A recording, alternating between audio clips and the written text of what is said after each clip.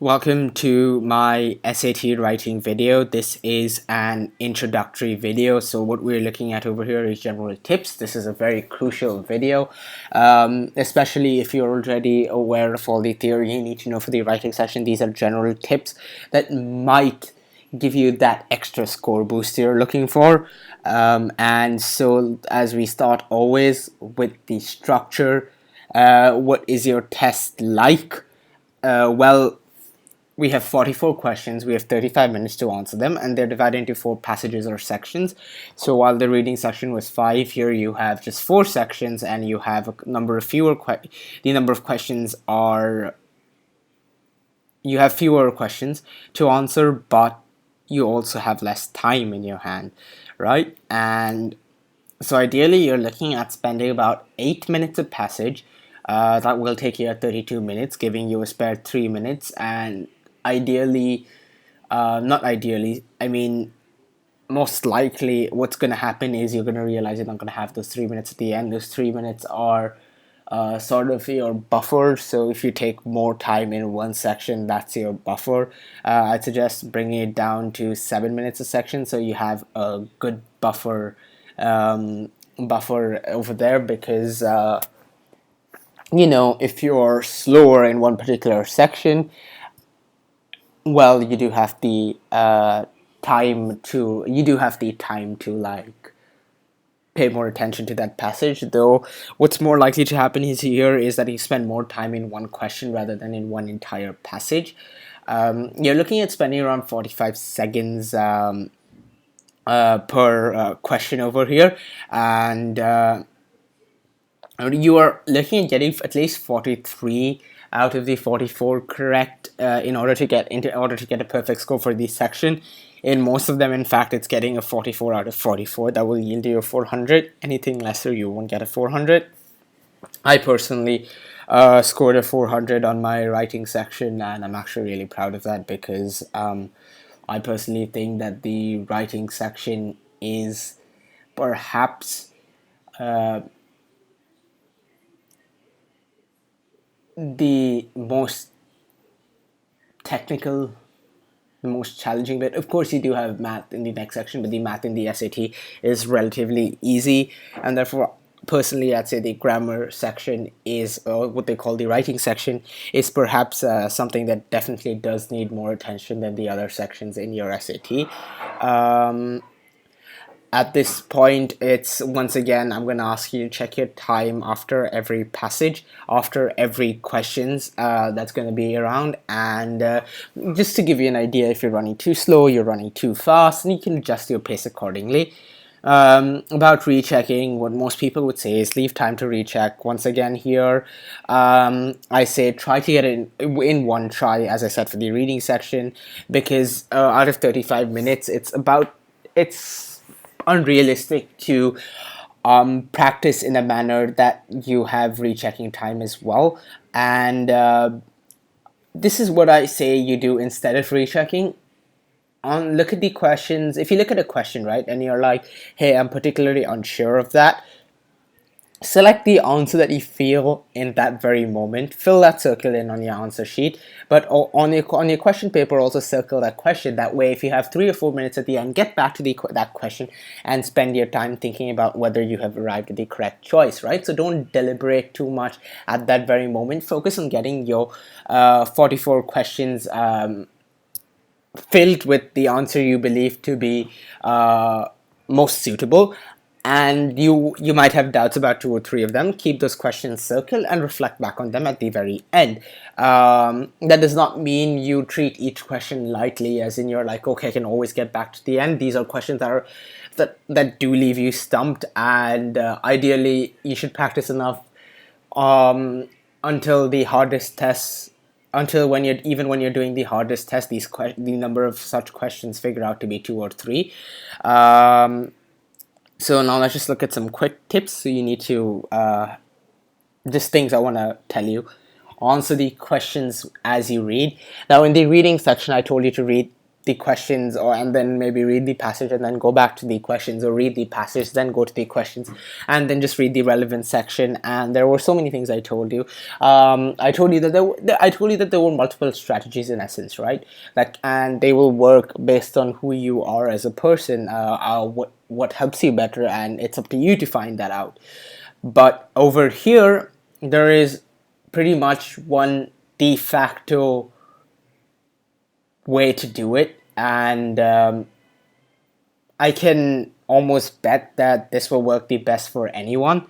Answer the questions as you read, right? Do not read the passage, go back, because here you're on looking at questions that are very localized. So you're looking at the questions almost based on just two lines, just one line, just a part of a line, and therefore as you're reading the line, look at the question and answer the question and then move on, right? You don't really need to know where the entire passage is going in order to answer each question, right? That being said, though, regardless of what part of the text the question is referring to, read the entire text, right? I will give you specific examples as to why this is important in some of my later videos within this section, but it is very important in terms of receiving and just understanding the whole context of it. And you will often see that just understanding the context will kind of minimize the number of blank spaces you find, and you'll just be more sure of your answers. If and you will have less room for doubt, I feel, if you are aware of where the text is going. And I just think it is often you'll hear people saying, okay, why do you read the whole text, right? When you can just read parts of a sentence and determine what's wrong with it. I feel you're more likely to arrive at the correct answer if you've read the whole text, and that does not eat into your time, trust me. So you have the time to do this. The best option over here is always concise without compromising on important detail. What I'm trying to say is the SAT writing section prefers short options, but prefers the shortest option in terms of the number of characters, the number of words. But this option must not lose out on important detail. And I do cover what exactly I mean by this in another one of my videos. So if you do not understand what I'm saying here, do check that out. Do check the rest of these writing section videos out. If you do already have some sort of background or some sort of you have done a number of diagnostics, you already probably understand what I mean over here. Understand punctuation, practice punctuation, and live punctuation. Punctuation is very, very important in the SAT. You need to know when a comma needs to be used. You need to know when a hyphen is going to be a better choice. You need to know why I'm using a colon in this particular sentence. You need to know if that semicolon is out of place. You need to know your punctuation, right? And trust me, once you have your punctuation figured out, you have your SAT writing section figured out. So focus on punctuation. Do the same for grammatical rules and conventions. So there's things like singular plural agreement, and really things like parallelism and things like that. But really, once you've got punctuation, if you can get punctuation and you can get all your punctuation questions correct, the rest of the grammatical conventions and rules that the SAT expects you to know are incredibly easy. It's really punctuation that you need to live and breathe in, right? You need to know your punctuation. Now, understand your mistakes. This applies whether you're doing the math section, whether you're doing the writing section, whether you're doing the reading section, right? So if you get something wrong, don't just be like, okay, hey, it's on A, it was E, right? And just move on. No. See, the answer scheme for your SATs practice tests are incredible. They will tell you why it is not A. They'll tell you why it was E instead of A, why it wasn't B. Make sure you read that, right? Always understand your mistakes. If you do not understand the explanation at the end of your SAT book, or SAT practice test, which is often very clear, so you will always probably understand it. But in case you don't, Google similar examples. The methods of figuring out why an answer is the answer and why, and another option is not are endless, but make sure you do understand your mistakes, right? Because that really helps, and that is, I think, one of the best tips anyone can give you for your SAT, right? And one more thing, now in the writing section has this option, right? It's called no change, and that can actually get very confusing, right? But what you need to understand is that it is no more or no less likely than the other options. It is one out of the number of options they give you, and it is as likely as option B, C, or D, or whatever, right? So it is very important to understand and not let no change confuse you. So if you're selecting no change in half of your answers, you're doing it wrong. If you're selecting no change in, if you're not selecting no change in any of your answers, you probably have an